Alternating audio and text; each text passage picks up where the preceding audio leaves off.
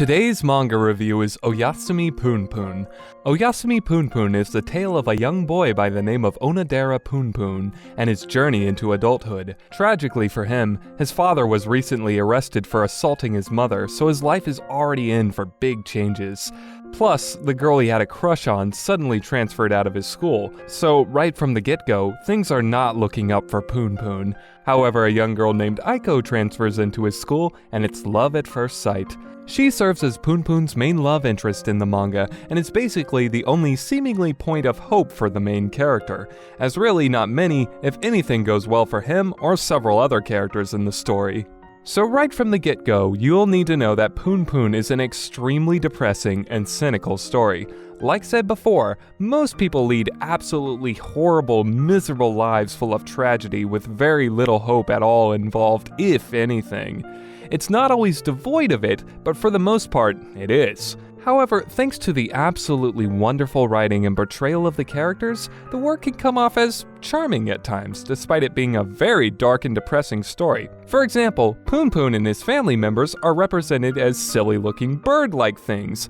In fact, Punpun does not really talk at all, and he is mostly assisted by a narrator. With both of these things combined, it makes it so you have to imply the meaning for a lot of his character, as it's not always exactly obvious how Punpun feels about things, despite being in his head the whole story.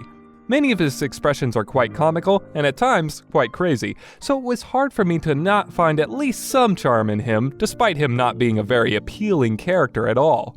Still, there are so many things in this work, because of the artwork, that's just the start of it with Punpun's character design, that it might be the most cryptic coming-of-age story ever. There's just so much symbolism that you're not gonna understand the first time you read this story. So for people who want something a little more simple, I would advise not looking here. In terms of the story, Punpun is absolutely fantastic, despite being a slice of life most of the time.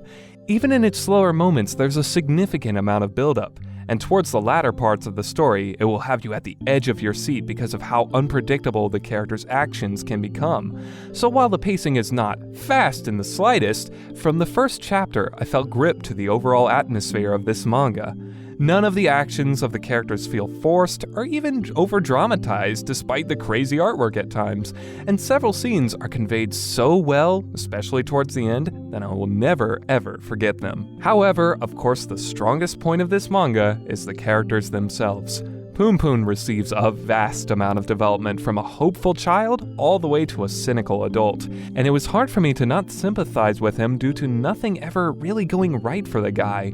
I just felt bad for him all the time. I felt bad for a lot of the characters. It was a very emotionally effective manga for me. And I don't think the manga ever really forced you to feel bad for the characters is the thing. Even with its ridiculous artwork, it's written so subtly with all the characters that it's nothing's ever forced on you. You have to interpret how to feel about all the events in the game. It's not telling you how to feel about anything.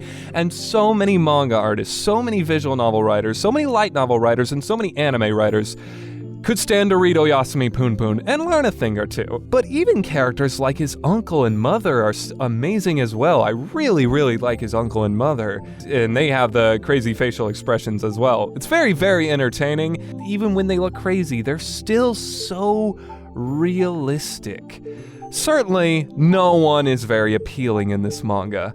But when an author can make a character seem so human despite the absurd drawings, then he is clearly doing something right. Art-wise, I really already covered it, but it basically is perfect. Never have I seen a work so creative and complementary to the story going on. From the creepy picture of Punpun's imaginary god that never really helps him in any way, to Punpun's family itself, you're drawn into this dark and depressing world.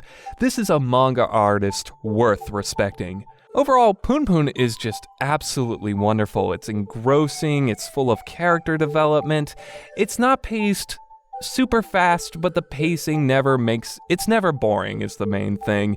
And the story is engrossing, and you're really always, or at least I was, always curious to see where the characters are going to go. You're curious to see if anything's gonna go right for them, and if anything does go right, will things go wrong immediately after? That fear is real.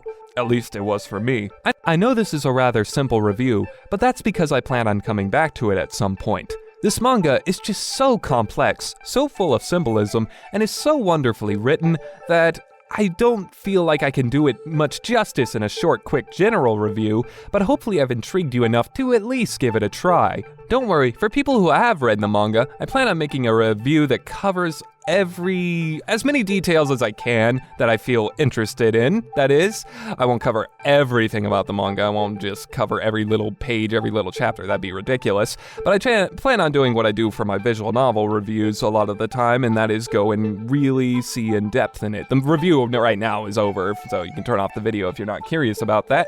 Thankfully, this manga has depth to it, and it's well-told depth.